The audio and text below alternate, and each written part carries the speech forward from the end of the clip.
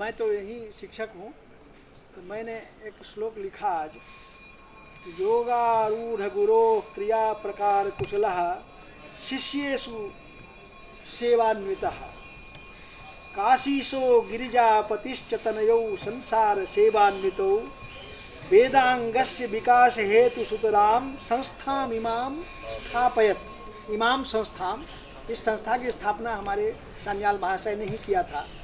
इसलिए श्री श्यामा चरणारविंद भ्रमरम भूपेंद्रनाथम भजे। उनकी कृति है जो हम आज यहाँ बैठे हुए हैं।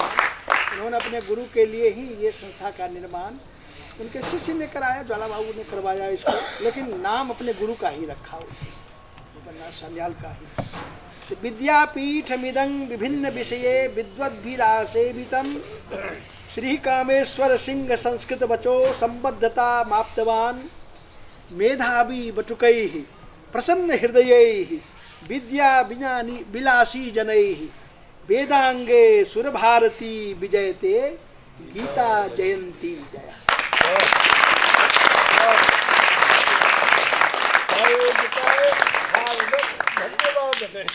अब हम स्वामी जी से आग्रह करेंगे अपने अवधेश जी छुट्टी के लिए। अब अरे जी जी जी अवधेश जी। शुरुडे मिलितं येन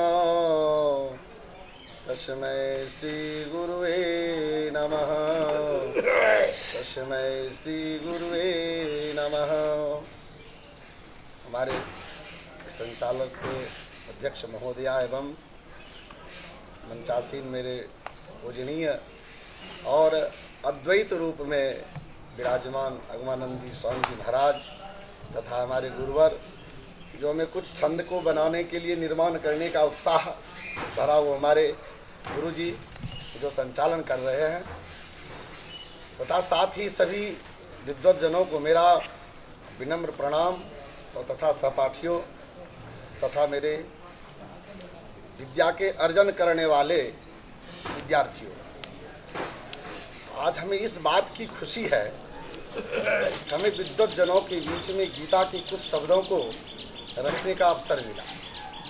हमसे कहने से पहले तो बहुत आप लोगों के बीच में शब्दावली को रखा और अपने शब्दावली से आपके हृदय को तथा मन को ओतप्रोत कर दिया, परंतु हमें लगता है कि इस जीवन में यदि गीता नहीं है तो ठीक उसी प्रकार जीना होता है जिस प्रकार पृथ्वी पर कोई भाव रूप में जीव चल रहा हो।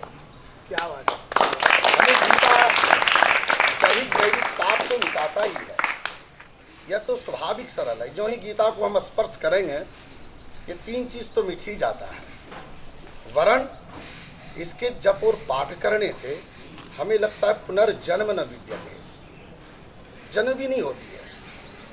अब कहिए गीता कैसी होनी चाहिए, तो गीता श्रवण करने के पहले अर्जुन ने सुदृढ़ गुरु को चयन किया, अर्थात भगवान श्री कृष्ण को गुरु बनाया। हमें लगता है कि गीता इसके पहले भी उपदेश हो चुका है। सूर्य को पहली बार गीता का उपदेश दिया गया था, ये आप लोग जानते ही हो।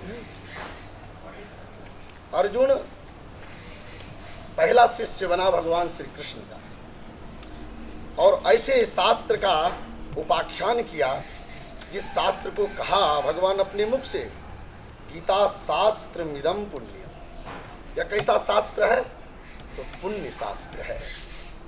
हमें नहीं लगता किसी शास्त्र को ऐसा कहने वाला कोई देवत्व हो जो कहे कि पुण्यम शास्त्रम इदम शास्त्रम पुण्यम। यह शास्त्र पुण्य शास्त्र है। पुण्य शास्त्र का अर्थ होता है, पुण्य शब्दावली का अर्थ होता है जिसमें ना तो कोई छिलका होता है न तो कोई गुठली होता है, अर्थात ओम से लेकर इति तक पीने की बातें होती है, उसे सिर्फ ग्रहण कर लेना चाहिए, फेंकने का काम नहीं है। इसलिए तो पुण्यम शास्त्रम कहा है। मैं विशेष इस पर क्या लोग गुरुदेव के मुखारविंद से मैं सुनना चाहूँगा, लेकिन परंतु जीवन को सार करने का काम, यह आत्मबोध को जगाने का काम, आत्म चेतना को लगाने का काम गीता ही करता है। जब जब भगवान ने अर्जुन को घबराया हुआ देखा ना, तब तब भगवान ने ऐसा उपदेश दिया जो उसके अंदर में तमोरूपी मिटकर प्रकाशमय हो गया। देखिए भगवान एक बार पीछे से भी उसको समूचा सबका फोटो लो, सब भगवान गीता में, सबका पीछे से। जब हमारे जीवन में भी गीता चल रहा है, गीता का उपदेश दिया गया एक महाभारत के क्षेत्र में, जहाँ एक तरफ धर्म और अधर्म, एक तरफ दोनों तरफों में सारी ये सेना योद्धा बैठा हुआ है। सिर्फ दृश्य क्या दिख रहा है, तो कहीं तलवार है, तो कहीं रथ है, कहीं गदा है, कहीं चक्र है, सारा कुछ दिख रहा है। उस बीच में गीता कहा गया, अर्थात अपने जीवन में ठीक उसी तरह जीवन में आप जब कभी घबराए तो गीता का शरण ले लें, अर्थात आप उनके शरण में चले जाएं। इसलिए भगवान ने कहा कि सर्वधर्मान परित्यज्य माम एकम शरणम व्रज। जब आप उन्हें गुरुवर बनाएंगे तो उसी परिस्थिति में जिस प्रकार गीता को उपदेश देकर भगवान अपने मुखारविंद से अर्जुन के सोए हुए सुसप्ता को जागृत अवस्था कर दिया, ठीक जब आप विपत्ति रूपी महावीर में फंसे हुए ना, महासागर में फंसे हुए हैं, उस अवस्था में भी यदि आपने गीता का दरस परस मज्जन कर लिया ना, तो मानो आपका सारा तर हो जाएगा।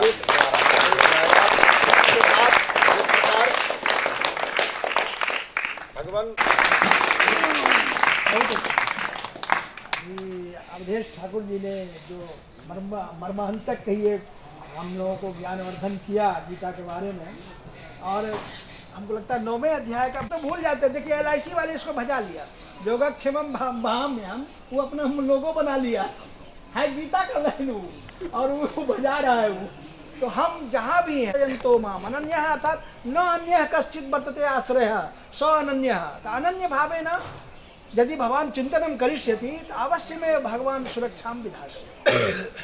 अहम पुनः आग्रहं करिष्यामि लड्डू जीवाय जी पहला उनका पहला हाँ नहीं तरह सा जेना चली रहल छै, रील बनी चुकलो छै। तो बोल रहे थे हमारे पास समय भी कम है सर, और हम बच्चे लोगों से भी कहना चाहते हैं कि उसमें से 2 लाइन होनी कुछ जरूर बोलते हैं। रामया सर्वे भद्राणि पश्यन्तु मा कश्चित् दुःखभाग्। वाह वाह, बहुत अच्छा। गीता को गीतों विसर्ग भी कहा गया। गीता वैदिक साहित्य का सार भी है, और गीता का वक्ता कौन है, तो भगवान है, श्री कृष्ण है। जैसे चिकित्सक हमें औषधि के लिए निर्देश करते हैं, आदेश करते हैं, उनके अनुसार जो है सो हमें जो है सो औषधि का सेवन करना पड़ता है, न कि किसी मित्र या और लोगों से परामर्श के द्वारा हमको ग्रहण करें तो क्या हमें ग्राह्य होगा, हमारे स्वास्थ्य के लिए जो है सो अनुकूल नहीं, विपरीत होगा। इसलिए वक्ता जो हैं गीता के यानी भगवान श्री कृष्ण, उनके कथनानुसार उन्होंने जो कहा है उसके अनुसार हमें चलना चाहिए, उनके अनुरूप जो है सो विचार लेना चाहिए।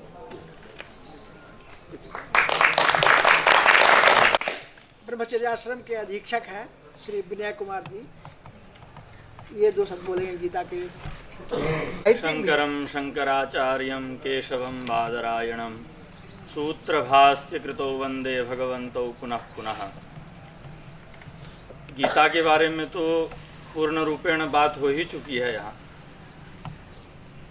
अत्यधिक समय न लेते हुए गीता के बारे में विशेष रूप से न कहते हुए, आज गीता जयंती के उपलक्ष्य में हम सभी लोग एकत्रित हुए हैं, जिसमें कि अतिथि के रूप में अध्यक्ष महोदया शिव शक्ति पीठाधीश्वर के आगमानंद जी महाराज जी को एवं समस्त विद्यालय महाविद्यालय एवं सभी भूतपूर्व छात्र एवं ब्रह्मचारी गण सभी का स्वागत करते हुए आज गीता जयंती के 5160वें वर्षगांठ के रूप में आज हम लोग गीता जयंती मना रहे हैं।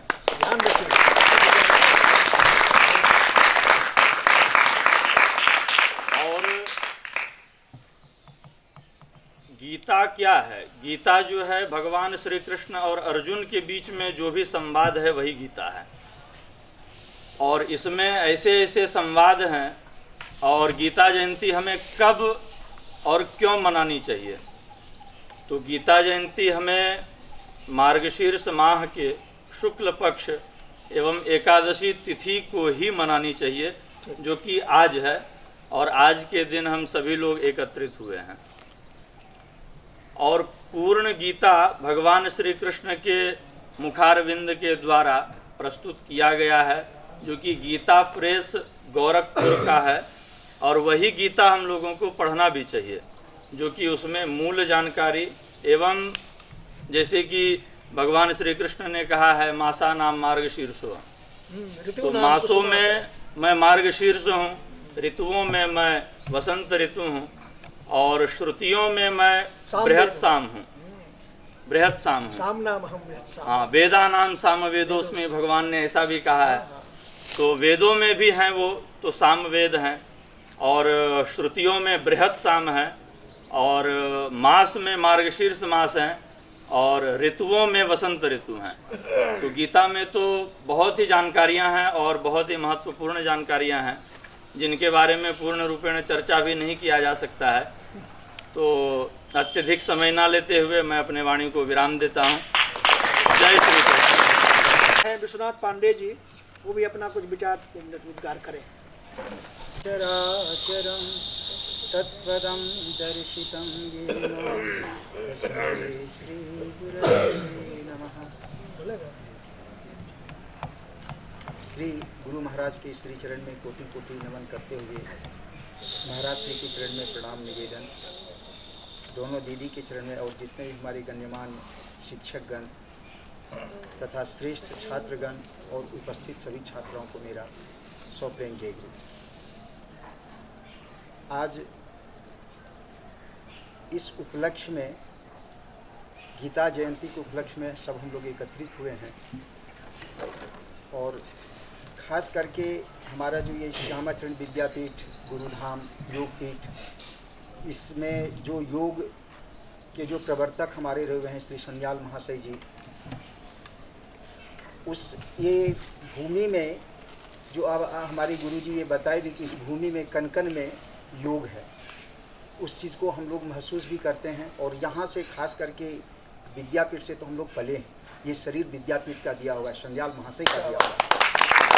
और कण कण में सन्याल महाशय हैं। और ख़ास करके गीता के एक श्लोक में है, समः शत्रौ च मित्रे च तथा मानाः पमानयो। उस जो भक्ति योग 12 अध्याय का ये श्लोक है, श्लोक संख्या हमें स्मरण नहीं है, उसमें दिया है कि समः शत्रौ च मित्रे च। हमको लगता है कि ये बहुत ऊंची बात है। ऊंची बात ये है कि अगर वैसी भावना अगर हो जाए, जो मित्र के साथ व्यवहार करते हैं वही शत्रु के साथ व्यवहार करते हैं, जो अपमान करे उसके साथ भी वही व्यवहार करते हैं, जो सम्मान दे उसके साथ भी वही व्यवहार करते हैं, वो एक योगी कर सकते हैं। तो हम लोग उस पथ पर चलने का प्रयास कर रहे हैं। और गुरुजन से जो ज्ञान प्राप्त हो रही है उसके ओर हम यही सबसे प्रार्थना करेंगे। समय भी बहुत कम है और हम लोग महाराज श्री के मुख से सुनने आए हैं और गुरुजन के मुख से सुनने आए हैं। तो हम यही निवेदन करेंगे कि वह समझ शत्रु च मित्रे च तथा माना अपमानयो, उस योग्य बना दें। जय गुरुदेव। व्यक्त करेंगे विष्णुकांत झा। ओम सदाशिवसमारंभां श्रीश्यामां वंदे गुरुपरंपराम्। ओम ऐं सशक्तिगुरुचरणभ्यो नमः। परहापीडं नटवरवपुः कर्णयोः कर्णिकारं बिभ्रदवासः कनककपिशं वैजयन्तीं च मालाम्। रन्ध्रान्वेणोरधरशुधया पूरयन् गोपवृन्दैः वृन्दारण्यं स्वपदरं प्राविशद्गीतकीर्ति। भगवते श्री बालकृष्णचन्द्राय नमः। गीता के 9वें अध्याय के 26वां श्लोक है, पत्रं पुष्पं फलं तोयं यो मे भक्त्या प्रयच्छति तदहं भक्त्युपहृतम् अश्नामि प्रयतात्मनः। भगवान श्री कृष्ण का जो भी भक्ति पूर्वक श्रद्धा पूर्वक सम्यक रूप से पत्र से, पुष्प से, फल से या एक अंजलि जल से भी भक्ति पूर्वक निष्ठा पूर्वक जो भी उनका स्मरण करते हैं, उनके जीवन में भगवान श्री कृष्ण कल्याण का मार्ग प्रशस्त करने का कार्य करते हैं। जय तु संस्कृतम जय तु। सूरज कुमार, तुम एक ठो गीता का श्लोक सुनाओ तो बढ़िया से।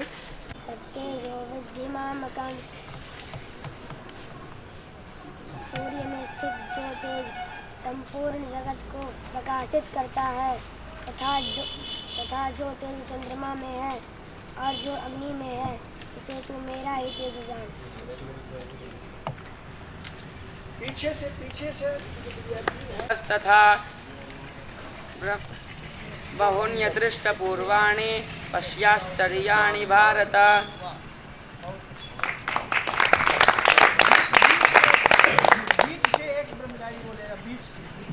सो यक्षरक्षसां पशूनां पावकश्चास्मि मेरोऽसि करिणामहम्। 15वां अध्याय का आप लोगों का अभ्यास है लगता है जी, है ना? इसी का 10 श्लोक साथ में बोलिए, साथ में सर्वे मिलित्वा ही ओम श्री परमात्मने नमः।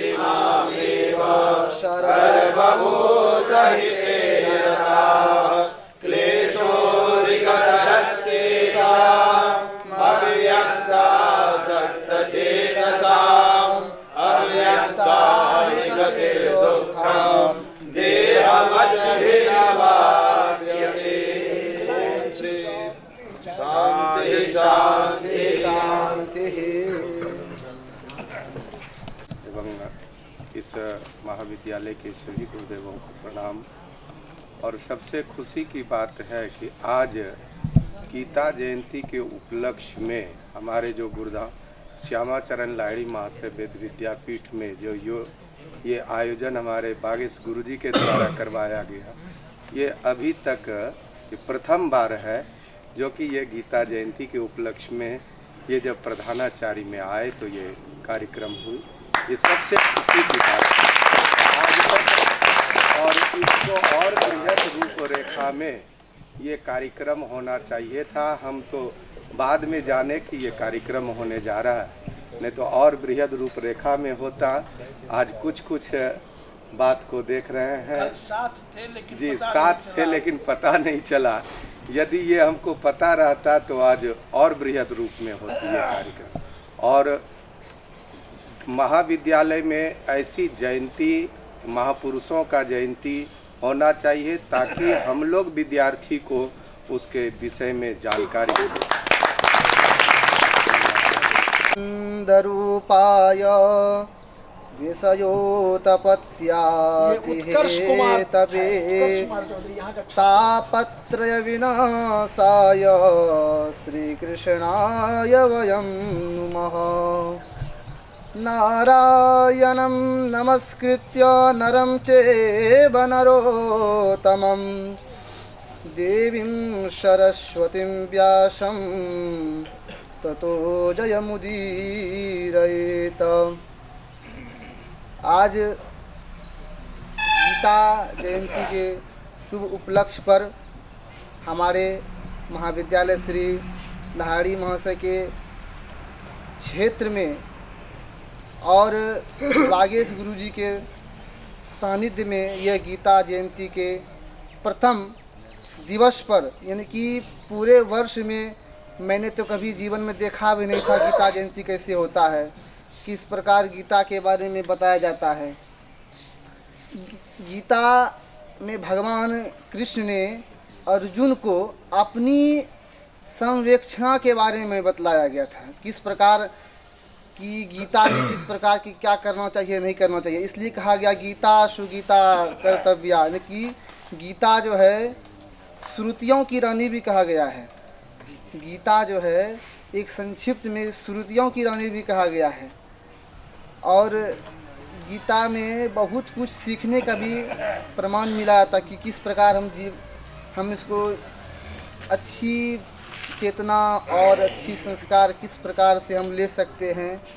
और गीता में भगवान श्री कृष्ण ने स्पष्ट रूप से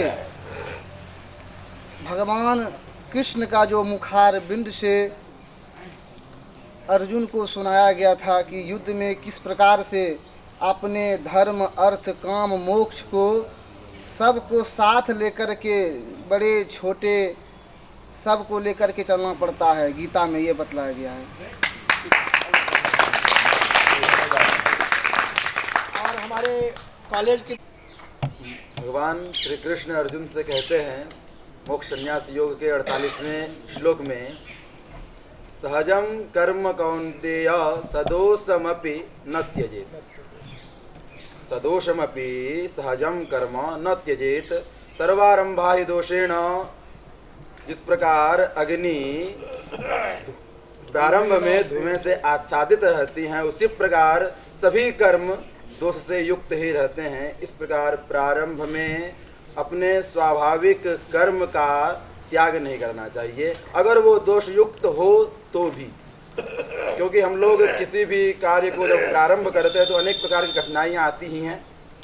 संशय ले सकते हैं, किसी अनेक प्रकार के संशय आती है कि सफलता मिलेगी कि नहीं मिलेगी, असफलता मुझे प्राप्त होगी।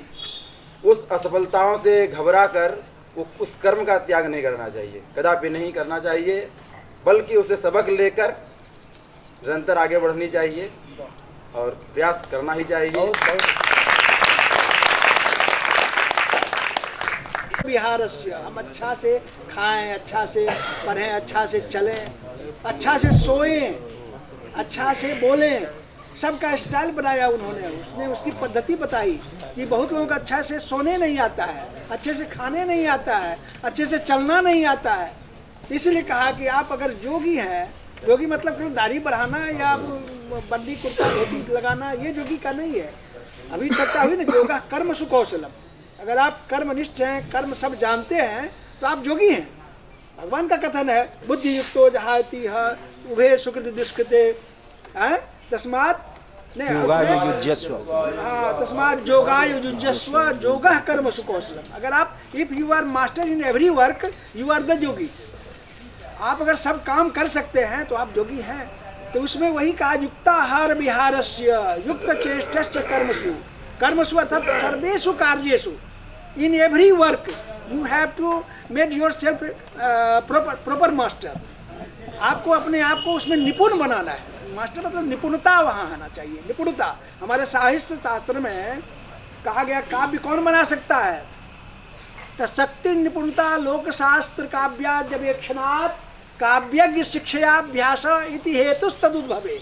वही बना सकता है। उसमें चाहिए कि शक्ति चाहिए, निपुणता चाहिए, उसका अभ्यास चाहिए, तब होगा। ऐसे सीधे कोई कवि बन जाता है क्या? कवि बनने के लिए तो अभ्यास भी चाहिए।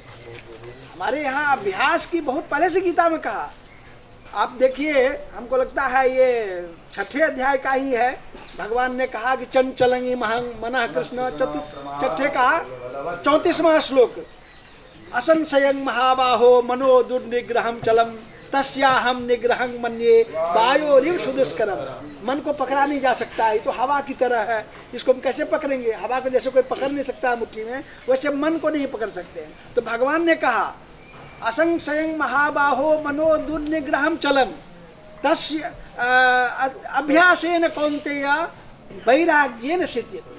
अभ्यास और वैराग्य दो ऐसी स्थितियां हैं जिससे आप इस संसार को साध सकते हैं। जैसे हमारे स्वामी जी साध रहे हैं, आज इनका निर्जला एकादशी है, हमारे यहाँ पानी भी नहीं पिएंगे। तो ये साधना हो, ये साधना का लक्ष्य जो है, ये साधना का लक्ष्य हमें शास्त्र भी बताता है। लोग कहते हैं ना, हमारे यहाँ शास्त्र में लिखा है कि शास्त्रान अधीत्या विभवन्ति मूर्खा जस्तु क्रियावान पुरुषः स विद्वान।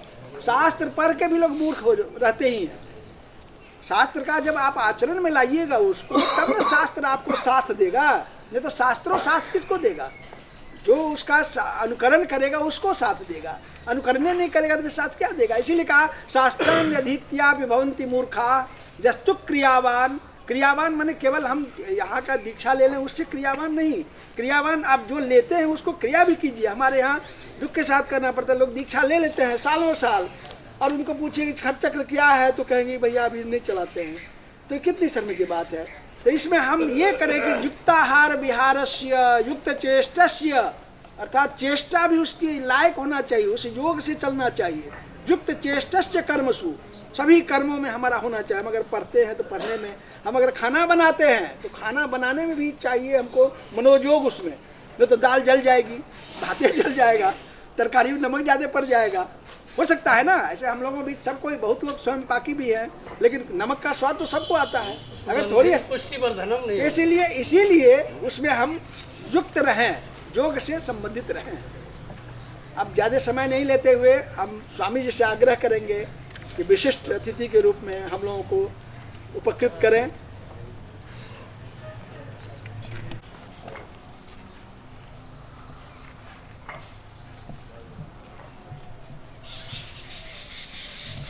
अस्मद्गुरुभ्यो नमः, अस्मत्परम गुरुभ्यो नमः, अस्मत्परात्पर गुरुभ्यो नमः, अस्मत्परमेष्ठी गुरुभ्यो नमः।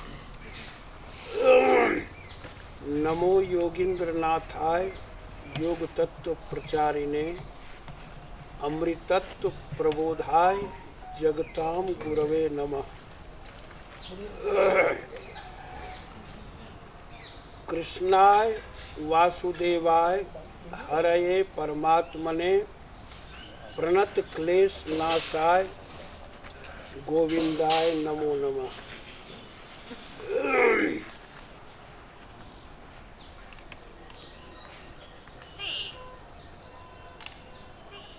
सर्वप्रथम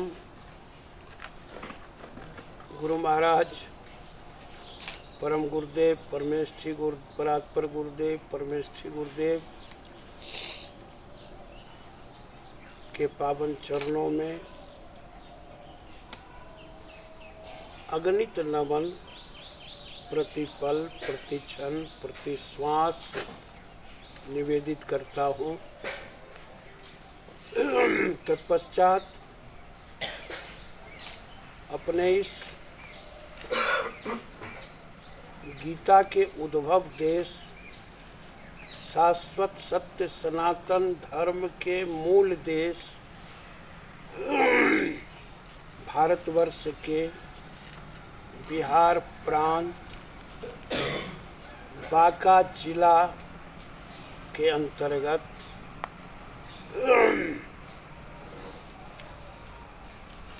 गुरु महाराज की पावन तपस्थली पावन गुरुधाम की सन्निधि में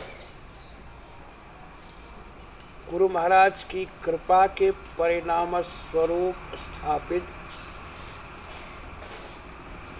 श्री श्यामाचरण विद्यापीठ के परिसर में आज के इस वैदुष्यपूर्ण वैशिष्ट्य समायुक्त कार्यक्रम की अध्यक्षता करने वाली हमारी परम सम्माननीय बड़ी दीदी, साथ ही साथ हमारी वंदनीय छोटी दीदी और हमारे परम आत्मीय सम्माननीय शेषाद्री चक्रवर्ती जी, इस विद्यापीठ के हमारे विद्यालय परिवार के पूर्व प्रधानाचार्य, हमारे परम सम्माननीय, परम वंदनीय संस्कृत साहित्य के उद्भट मनीषी, निष्णात विद्वान और कर्मकांड के गहन अध्येता हमारे समादरणीय आचार्य देवनारायण शर्मा जी, इस विद्यालय के, महाविद्यालय के, हमारे विद्यापीठ के वर्तमान यशस्वी प्राचार्य, संस्कृत के वेद, साहित्य आदि अन्य सभी विभागों के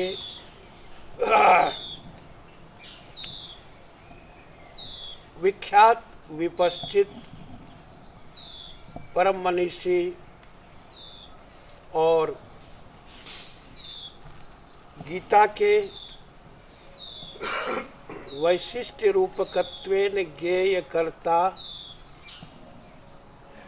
आसुत कवित्व भाव से समायुक्त डॉक्टर विश्वंभर मिश्र वागीश जी,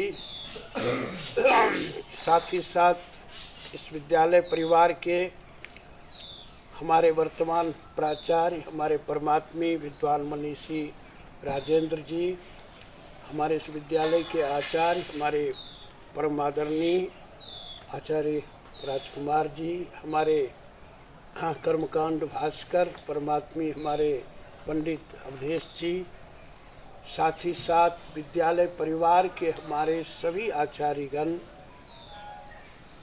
सामने हमारे परमात्मी विश्वनाथ जी के साथ विद्यालय परिवार के सभी प्राचीन, अध्ययनशील और अधीत छात्रगण,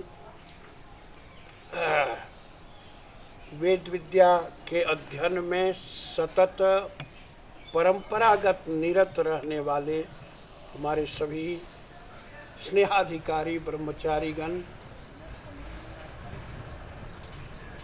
सचमुच मैं जब अपने को टटोलता हूँ तो लगता है कि मेरे लिए कुछ बचा ही नहीं, अब बचा ही नहीं। लेकिन जो बातें मैंने सुनी इसी में से कुछ बातें रखूंगा।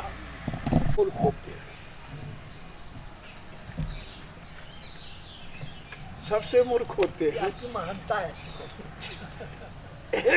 इसलिए कभी कभी जिस प्रकार एक मूढ़ व्यक्ति किसी बात को कहीं बेझिझक रख देता, वह समझता नहीं कि छोटा बड़ा ऊंच नीच क्या होगा, वो बेझिझक रख देता है। छोटे छोटे जिद करने वाले बच्चे अपनी बातों को अपने अभिभावक के समक्ष बेहिचक रख देते हैं।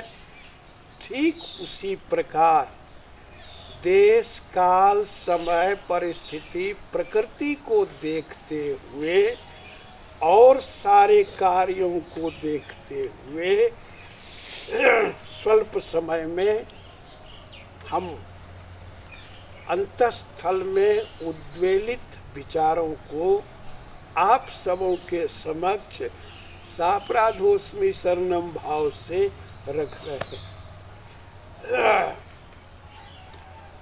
सबसे बड़ी बात है कि अपने इस अंगमंदार क्षेत्र में हमारे परम गुरुदेव भगवान की कृपा हुई कि राष्ट्र के एक छोर में अवतरण लेने वाले गुरुदेव, परम गुरुदेव हमारे इस मंदार मधुसूदन क्षेत्र में आकर के उन्होंने अपनी तपस्थली कर्मस्थली बनाई। उनकी इतनी देन है पूरे क्षेत्र में कार्यों में, उसका मूल्यांकन शब्दों में कठिन है, असंभव है। सबसे पहली चीज साधना आराधना के दृष्टिकोण से पावन गुरुधाम का निर्माण और उस गुरुधाम में उनकी समस्त साधनाएं वहाँ उन्होंने उड़ेल दी हैं, जैसे लगता है रोमांचित शरीर होता है, स्पंदन होता है। एक से एक भारतवर्ष के बड़े बड़े विद्वान आचार्य साधक भी आते तो लगता है कि कुछ ऊर्जा है। और उन्होंने सनातन धर्म के पंचदेवोपासना के को आधार मानते हुए शिव पंचायतन की स्थापना की, जिनमें भगवान शिव, भगवान नारायण, जगदम्बा, गणेश जी सभी विद्यमान, भगवान सूर्य, ये पंचायतन है, शिव पंचायतन, उसकी स्थापना की। और हमारे सनातन धर्म में भगवान के एक निर्गुण निराकार स्वरूप के अलावे पंचदेव स्वरूप की उपासना आराधना की जाती है। उन पंचदेव स्वरूपों के अवतारों की भी आराधना उपासना होती है। भगवान नारायण के अवतार में भिन्न भिन्न 24 अवतार, भगवान शिव के अष्टमूर्ति की उपासना, एकादश रुद्र आदि आदि की उपासना, जगदम्बा के अवतारों की चर्चा होती। तात्पर्य है मेरे कहने का भाव है, एक तो उपासना दृष्टि से उन्होंने एक ऐसे परम दिव्य धाम की स्थापना की कि जिसकी संज्ञा गुरुधाम नाम से अभीत है, सब लोग जान रहे हैं। और सनातन धर्म में बहुत काल पश्चात विकृतियां भी आईं, जिनमें लोग एक उपासना को लेकर रहने लगे। शैवोपासक शैव बन गए, भगवान विष्णु के उपासक, और सभी आपस में लड़ने लगे थे। उन सारे चीजों का समाकलन समस्त हमारे वेदादि सभी सत्शास्त्रों में है।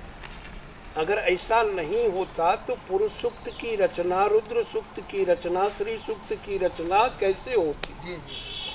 सारे वेदों में भी सभी देवी देवताओं की उपासना है।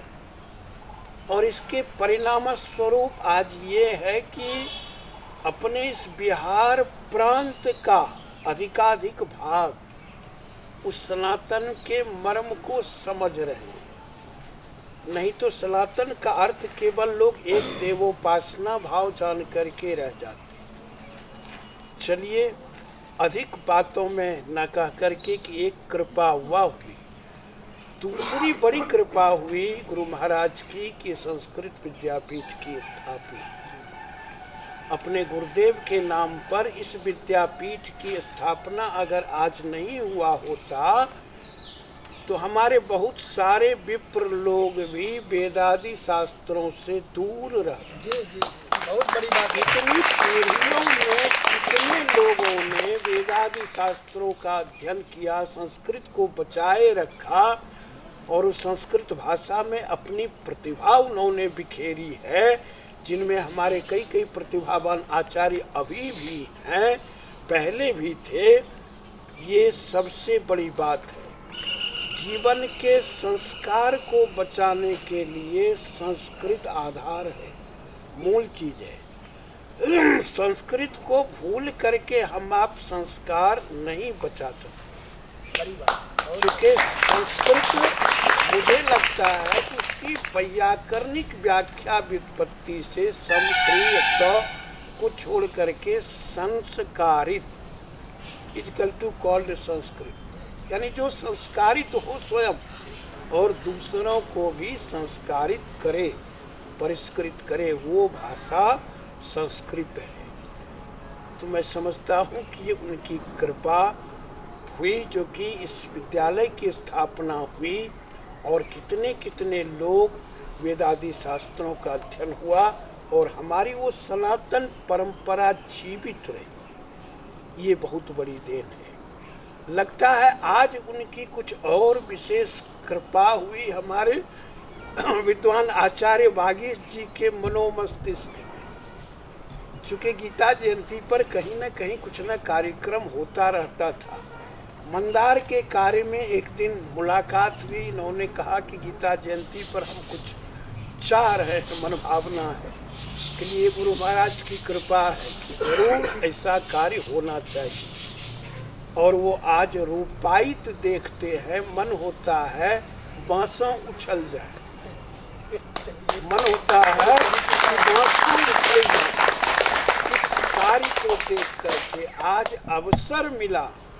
पढ़ना तो केवल कार्य है, लेकिन बहुत सारे लोग पढ़ करके भी अपने मनोभावों को ठीक से व्यक्त नहीं कर पाते। पढ़े हुए तथ्यों के अभिव्यक्तिकरण के लिए यह श्रेष्ठ कार्यक्रम है और प्रथम बार आयोजित हुआ है। हम गुरु महाराज से और पंच देवों से बहुत सारा आशीर्वाद याचना करके हम प्रदान कर रहे हैं अपने आचार्य वागीश जी को, जो कि आप अपने प्रतिनिधित्व में जब तक हैं, आप गीता जयंती, संस्कृत दिवस, आप गुरु महाराज की जयंती या पुण्यतिथि, परम गुरुदेव महाराज की जयंती या पुण्यतिथि आपको निश्चित रूप से मनाते रहें, ये अच्छा होगा। खुशी हुई कि इस कार्य के चलते ही छोटे छोटे बच्चों के मनोभाव आज विकसित होते हुए दिख पड़े और सबके मन में एक हृदय में जुनून है। हमारे पुराने छात्रों ने भी बहुत सारी चर्चाएं की, अच्छी अच्छी बातें सामने आई और निश्चित रूप से यह एक प्रेरणा स्रोत है। आज का ये गीता जयंती का मुख्य तिथि है।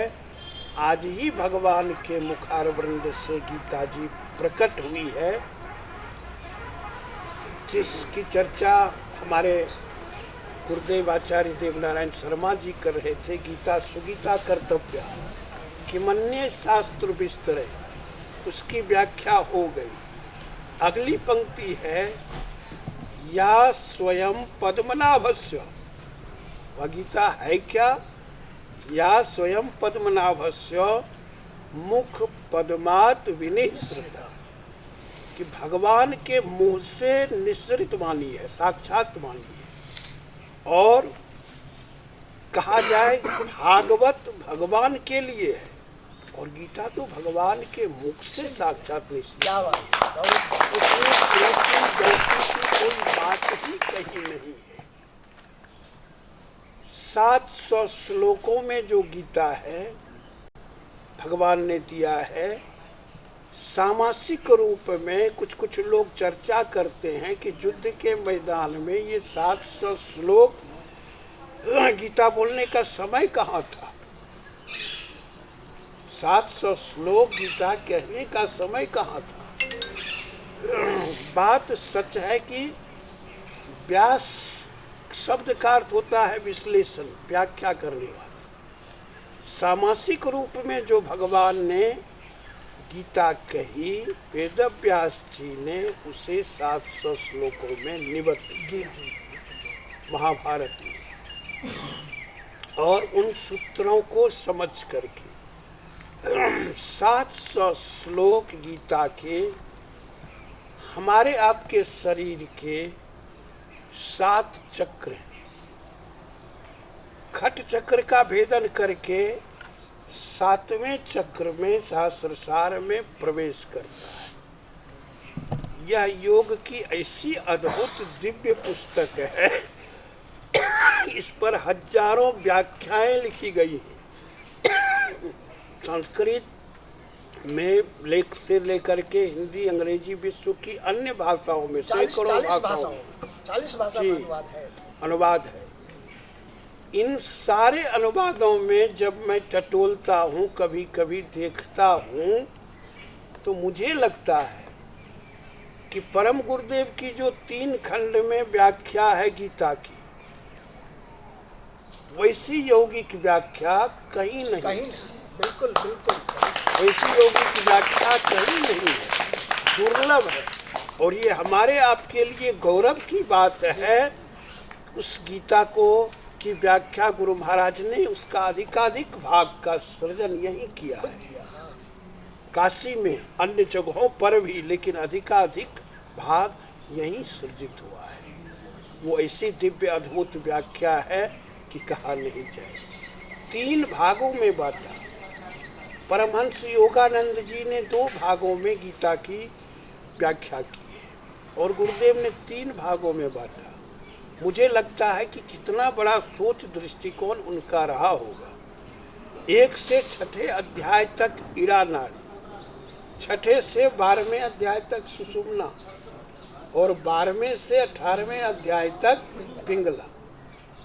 इन तीनों शरीर के 3 प्रधान नारियों को ध्यान में रखते हुए 72,000 नारियों में शरीर में 36 मुख्य, उनमें भी 18 और लगता है 18 अध्यायों में भगवान ने जो गीता में निबद्ध किया है वो 18 अपने आप में सब योग है, सब अपने आप में योग्य है और एक साधन का वर्णन गीता में नहीं है, अनेक संसाधनों का है। राजयोग, मोक्ष, कर्म संन्यास योग, सांख्य योग, अनेकानेक साधनों का वर्णन है।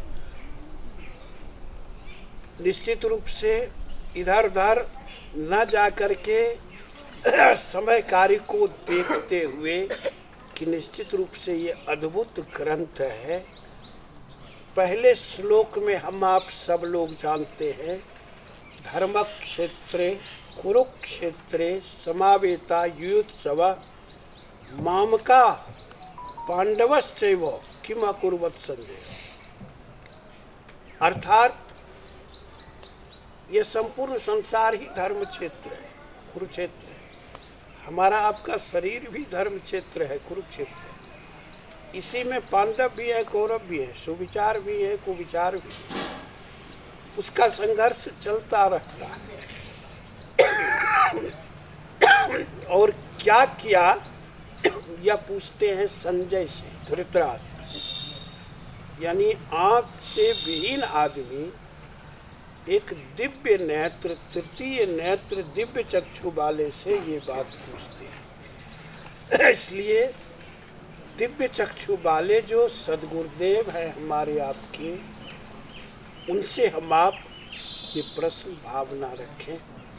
और फिर संघर्ष होने पर पांडव की विजय होती है। अंदर में जो ये कौरव पांडव का संघर्ष चलता रहता है, श्री गीता जी के सेवन से पांडवों की विजय होती है। आगे प्रत्येक श्लोक अध्यायों में कितने कितने श्लोक महत्वपूर्ण हैं, कहा नहीं जाए। द्वितीय अध्याय में 7वें श्लोक में चूँकि कुछ श्लोकों की व्याख्या चर्चा विस्तार से हो चुकी है, इसलिए कार्पण्य दोषों अपहत स्वभाव, कार्पण्य दोष उपहत स्वभाव,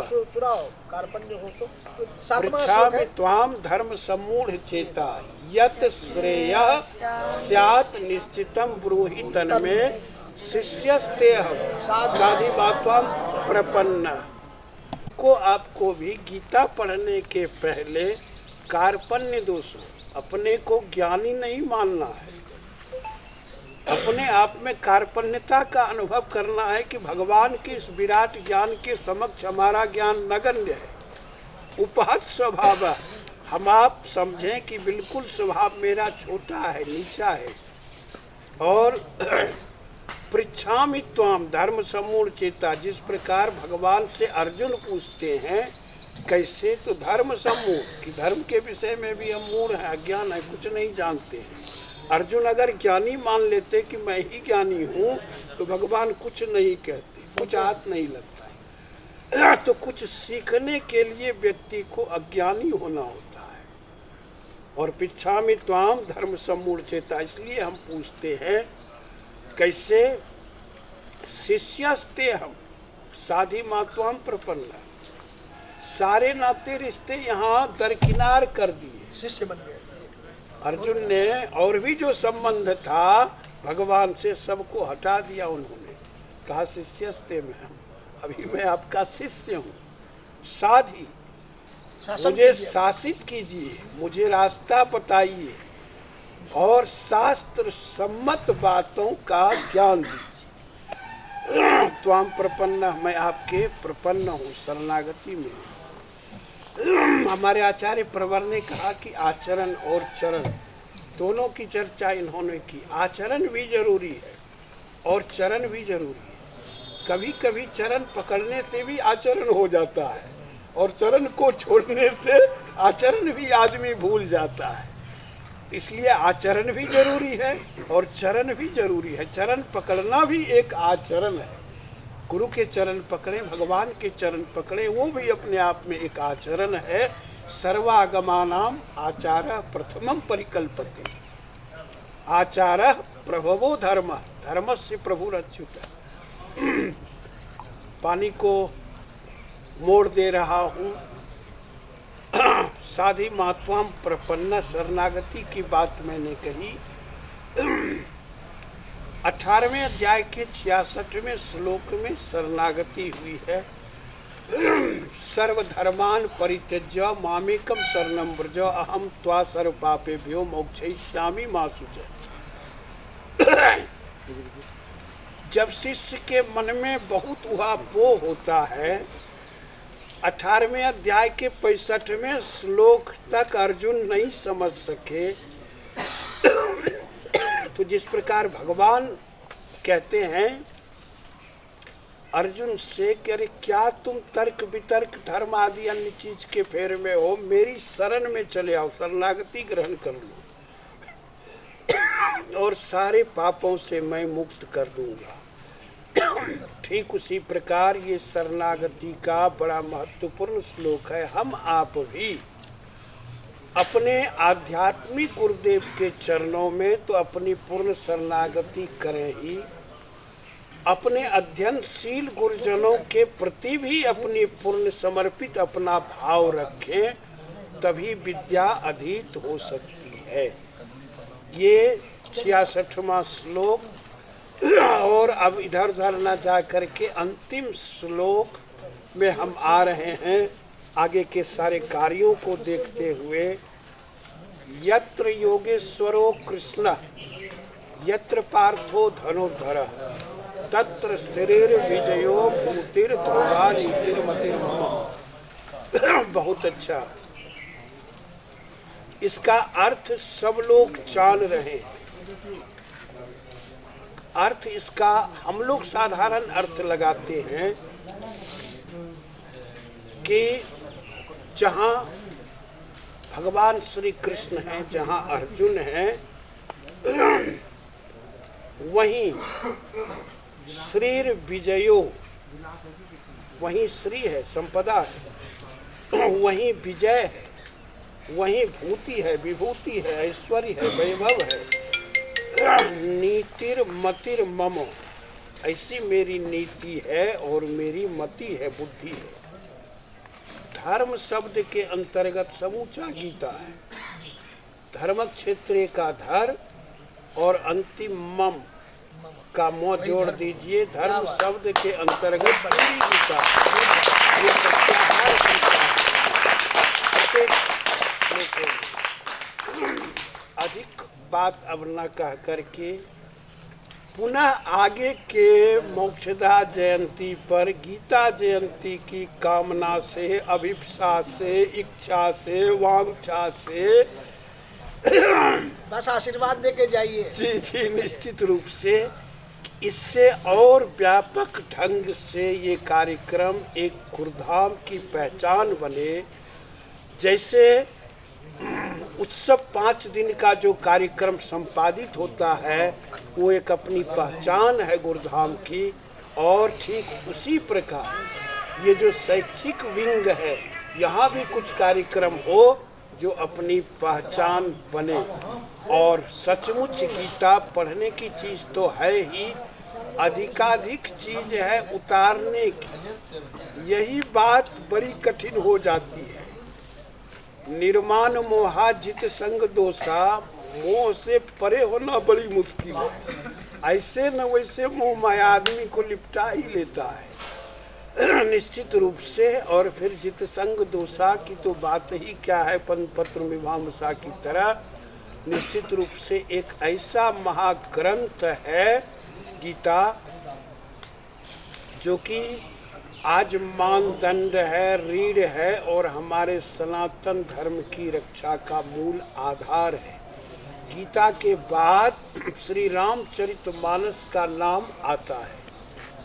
इस पावन कार्य में, सनातन धर्म के रक्षा में गीता हमारा मूल स्तंभ है।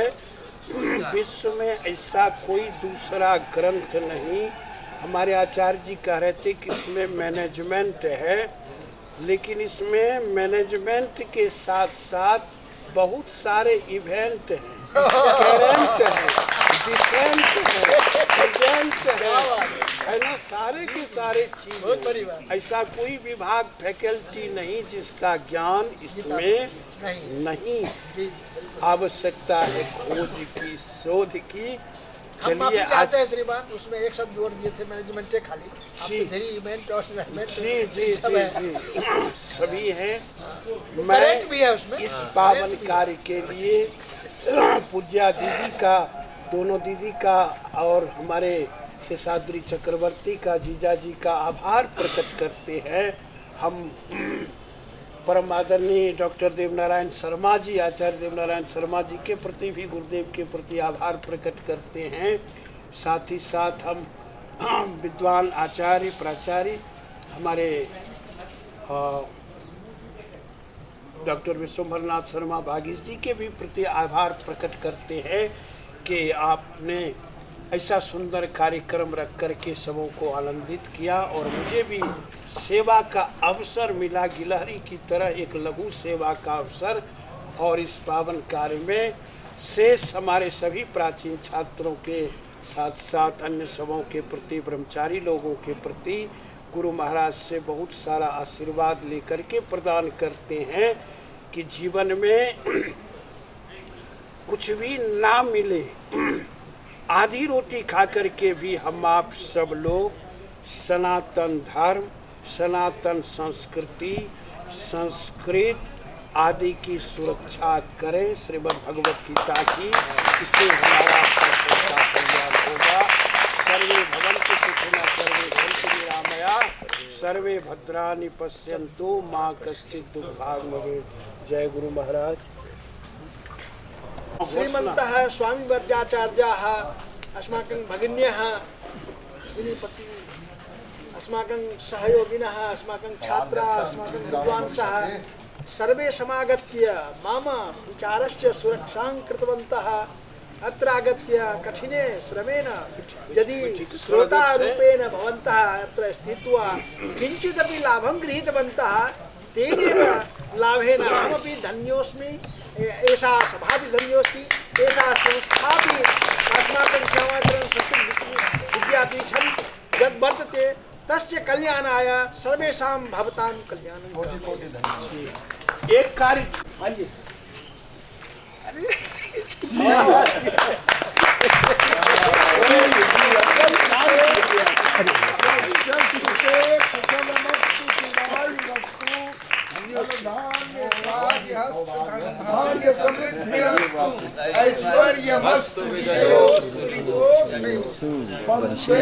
हम इसीलिए खड़ा नहीं हो रहे हैं।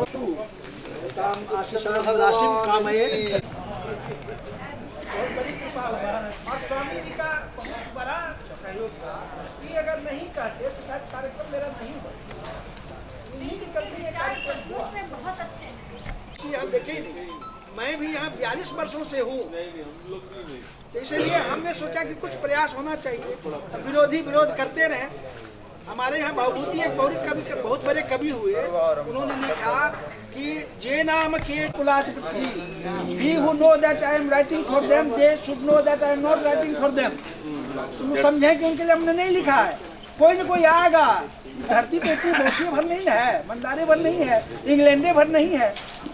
आज ऋषि सुनक कैसे प्रधानमंत्री बन गया, जिस देश का यहाँ एकदम कभी अंधेरा नहीं होता था, अब उस देश का प्रधानमंत्री। इसलिए कभी न कभी समय बदलता है श्रीमान, समय जरूर बदलेगा। और हम तो ये कहते हैं कि सत्यमेव जयते, जयति संस्कृतम, जयति भारतम। हाँ, बहुत बहुत धन्यवाद। हम धन्यवाद क्या देंगे आप लोगों को, आपके आशीर्वाद से ही तो हमारा ये कार्यक्रम हुआ है। गुरु महाराज की कृपा इसको देखिए। ऐसा संधिका प्रेषणीय, ऐसा संधिका प्रेषणीय विश्वविद्यालय। बहुत अच्छा लगा यहाँ पर थे आज इस कार्यक्रम में, सचमुच में बहुत अच्छा लगा। हम चाहेंगे कि आप बैठते हैं, बैठेंगे तो आपको बैठना होगा। आप दूर से आते हैं तो हमारा थोड़ी दोष है उसमें। संस्कृत